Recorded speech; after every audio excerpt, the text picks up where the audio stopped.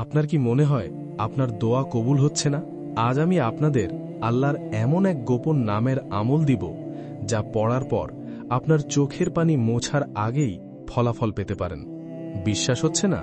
প্রমাণসহ দেখুন। সহিহ হাদিসে এসেছে, এটিই সেই নাম যা দিয়ে দোয়া করলে আল্লাহ সুবহানাহু ওয়া তাআলার আরশ কেঁপে ওঠে এবং আল্লাহ তাআলা কখনোই ফিরিয়ে দেন না।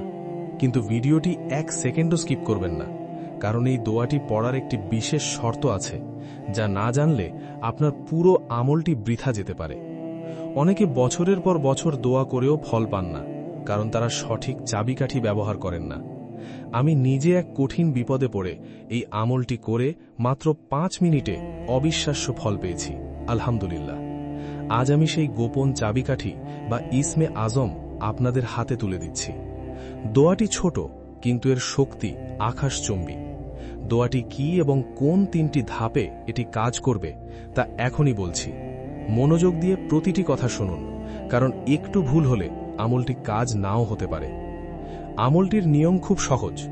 যে কোনো ফরজ নামাজের পর বা রাতে ঘুমানোর আগে অত্যন্ত একাগ্রতার সাথে এটি করুন। প্রথমে 3 বার দুরুদ শরীফ পড়ে দিন। এরপর স্ক্রিনে দেওয়া দোয়াটি মাত্র 21 বার পাঠ করুন। আপনি কি প্রস্তুত দোয়াটি দেখার জন্য? তার আগে আপনার যদি কোনো বড় অভাব বা কঠিন কোনো মনের ইচ্ছা থাকে, তবে এখনই কমেন্ট করুন, ইয়া আল্লাহ। আমরা সবাই মিলে আপনার জন্য দোয়া করব ইনশাল্লাহ। আর এই ধরনের শক্তিশালী গোপন আমল সবার আগে পেতে আমাদের চ্যানেলটি সাবস্ক্রাইব করুন। এখন সেই দোয়াটি মুখস্থ করে নিন, কেননা রাসূল সাল্লাল্লাহু আলাইহি ওয়াসাল্লাম বলেছেন, তোমরা এই নামটিকে আঁকড়ে ধরো। আর দোয়াটি হল, ইয়া জাল জালালি ওয়াল ইকরাম। জাল জালালি ওয়াল ইকরামের অর্থ হল, হে মহিমাময় ও মহানুভব। যখন আপনি আল্লাহর এই নামে ডাকবেন, তখন আরশের মালিক আপনার ডাক না শুনে থাকতে পারবেন না। এটি সেই ইসমে আজম যার উসিলায় দোয়া কবুল হওয়া সুনিশ্চিত।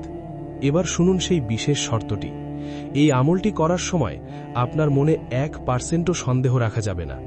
পূর্ণ নিশ্চিত হয়ে দোয়া করুন এবং নিজের হাজত আল্লাহ সুবহানাহু ওয়া তাআলার কাছে তুলে ধরুন। ইনশাআল্লাহ আপনি অবাক হওয়ার মতো কিছু দেখবেন।